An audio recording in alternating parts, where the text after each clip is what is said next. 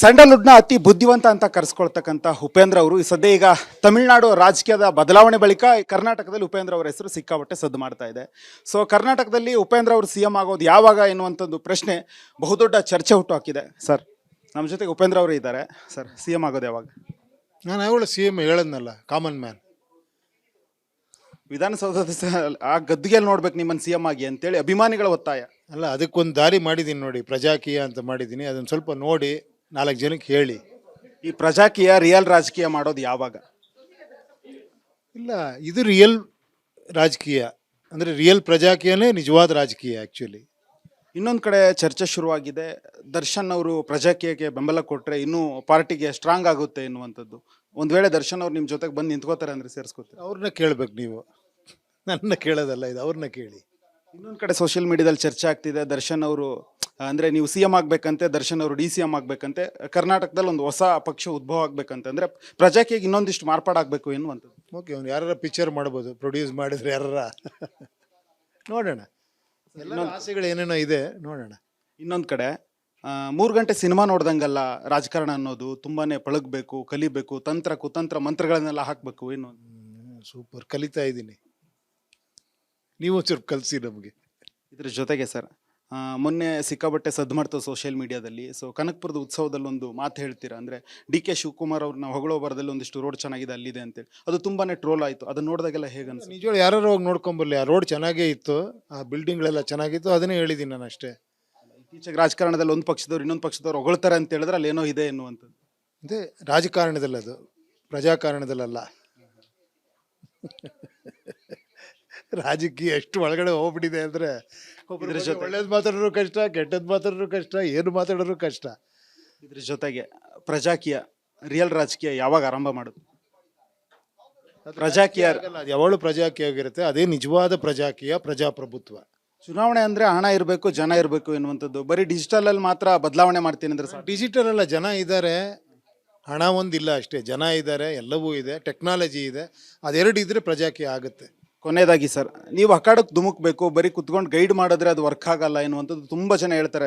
Upendra sir ನಿಂತ್ಕೋಬೇಕು ಚುನಾವಣೆಗೆ, ಅವ್ರು ಬಂದು ಮುಂದೆ ನಿಂತು ನಾಯಕತ್ವವನ್ನು ತೋರಿಸ್ಕೋಬೇಕು. ಆಯ್ತಾಯ್ತು, ನಾಯಕತ್ವ ಅಲ್ವಾ ಕಾರ್ಮಿಕತ್ವ, ನಾನು ಕೆಲಸ ಮಾಡಬೇಕು, ಖಂಡಿತ ಮಾಡ್ತೀನಿ ನಾನು, ಖಂಡಿತ. ಕೊನೆಯದಾಗಿ ಇನ್ನೊಂದು ಸುದ್ದಿ ಕೇಳಿ ಬರ್ತಾ ಇದೆ, ಕತ್ರಗುಪ್ಪೆ ಕಾನ್ಸ್ಟಿಟ್ಯೂನ್ಸಿಲಿ ಅಂದರೆ ಆ ಭಾಗದಲ್ಲಿ, ನಿಮ್ಮ ಮನೆ ಭಾಗದಲ್ಲಿ, ಆ ಭಾಗದ ಚುನಾವಣೆಯಲ್ಲಿ ನೀವು ನಿಲ್ತೀರಾ ಮುಂದಿನ ಬಾರಿ 2028ಕ್ಕೆ ಅನ್ನೋ ಸುದ್ದಿ ಅರ್ಧ. ನೀವೇ ನಿಲ್ಲಿಸಿ, ನೀವೇ ಗೆಲ್ಸೋ ಸೋಲ್ಸೋ ಏನೋ ಮಾಡ್ಬಿಡ್ತೀರಾ ನೀವೇ. ಇರಿ ನೋಡೋಣ, ಇನ್ನೂ ಟೈಮ್ ಇದೆ. ಕೊನೆಯದಾಗಿ ಪ್ರಜಾಕೀಯ ಅಂದರೆ ಏನು 2028ಕ್ಕೆ ಇದೇ ಪ್ರಜಾಕೀಯನ ಅಥವಾ ಮತ್ತೇನಾದ್ರು ಬದಲಾಗುತ್ತೆ? ನೋಡೋಣ, ಅದು ನಿರಂತರವಾಗಿ ಬದಲಾವಣೆಯಲ್ಲಿರೋದೇ ಪ್ರಜಾಕೀಯ ಆ್ಯಕ್ಚುಲಿ. ನಿಂತ ನೀರಾಗಬಾರ್ದು ಯಾವುದೇ ಆದರೂ ಕೂಡ. ಆ ಟೈಮು ಕರೆಕ್ಟಾಗಿ ಏನಾಗಬೇಕು ಅದನ್ನೆಲ್ಲ ಮಾಡ್ತಾನೆ ಇರ್ತೀನಿ, ನಿಮ್ಮ ಮುಂದೆಲ್ಲ ಹೇಳ್ತೀನಿ ಅದನ್ನು. ವಿಜಯ್ ದಳಪತಿ ಅವ್ರನ್ನ ಸ್ಫೂರ್ತಿಯ ತಗೋತೀರಾ ಅಥವಾ ಪೂರ್ತಿಯಾಗಿ ಏನಾರು ತಗೋತೀರಾ? ಏನೋ ಪೂರ್ತಿ ಡೈಲಾಗ್ ರೀ. ಸ್ಫೂರ್ತಿಯಾಗಿ ತಗೋತೀರಾ, ಪೂರ್ತಿಯಾಗಿ ತಗೋ. ಯಾಕಂದ್ರೆ ಸೋಷಿಯಲ್ ಮೀಡಿಯಾದಲ್ಲಿ ಅದೇ ದೊಡ್ಡ ಚರ್ಚೆ ಆಗ್ತಿದೆ, ಅಂದ್ರೆ ವಿಜಯ್ ತರ ಉಪೇಂದ್ರ ಸರ್ ಬರಬೇಕು. ಯಾಕಂದ್ರೆ ಅವ್ರಿಗಿಂತ ಮುಂಚೆ ರಾಜಕಾರಣ ಮಾಡಿದವ್ರು. ವಿಜಯ್ ಅವ್ರಿಗೆ ಥ್ಯಾಂಕ್ಸ್ ಹೇಳಕ್ಕೆ ಇಷ್ಟಪಡ್ತೀನಿ. ಅಟ್ಲೀಸ್ಟು ಒಂದೇನೋ ಒಂದು ಆ ಸಂಚಲನ ಮೂಡಿಸ್ತಾ ಇದ್ದಾರೆ. ಅಟ್ಲೀಸ್ಟ್ ಇಲ್ಲಿ ಎಲ್ಲರಿಗೂ, ಯುವಕರಲ್ಲಿ ಒಂದು ಪೊಲಿಟಿಕಲ್ ಅವೇರ್ನೆಸ್ ಬರ್ತಾ ಇದೆ, ಅದೇ ಸಂತೋಷ ಅಷ್ಟೇ.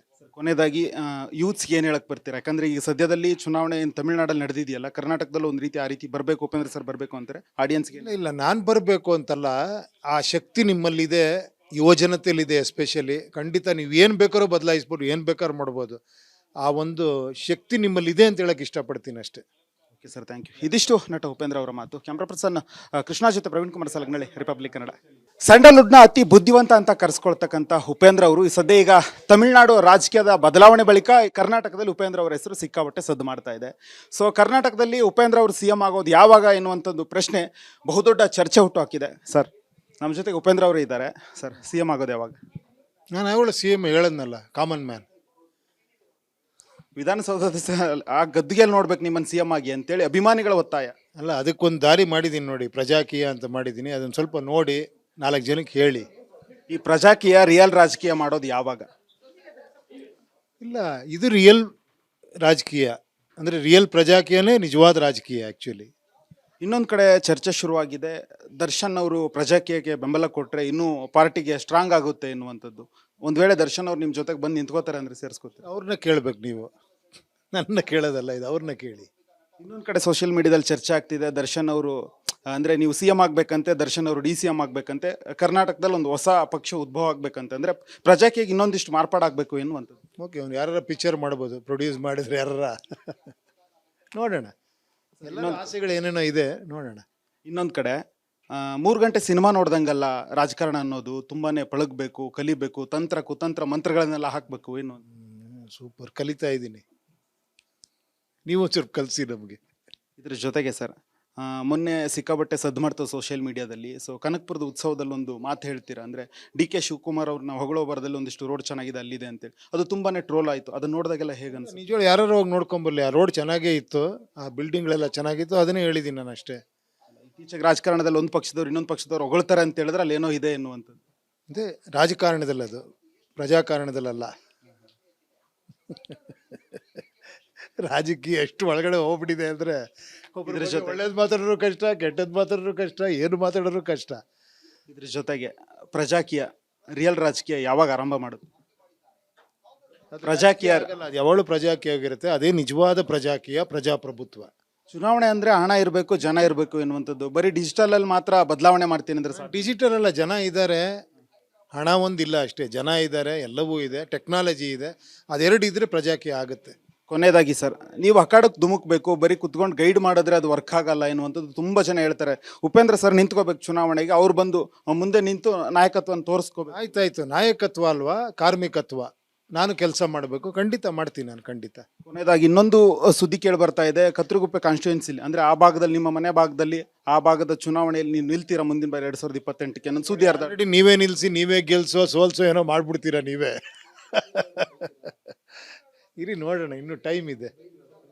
ಕೊನೆಯದಾಗಿ ಪ್ರಜಾಕೀಯ ಅಂದ್ರೆ ಏನು 2028ಕ್ಕೆ ಇದೇ ಪ್ರಜಾಕೀಯನ ಅಥವಾ ಮತ್ತೇನಾದ್ರು ಬದಲಾಗುತ್ತೆ?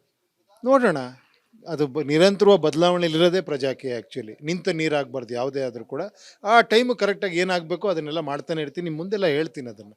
ವಿಜಯ್ ದಳಪತಿ ಅವ್ರನ್ನ ಸ್ಫೂರ್ತಿಯ ತಗೋತೀರಾ ಅಥವಾ ಪೂರ್ತಿಯಾಗಿ ಏನಾರು ತಗೋತೀರಾ? ಏನೋ ಪೂರ್ತಿ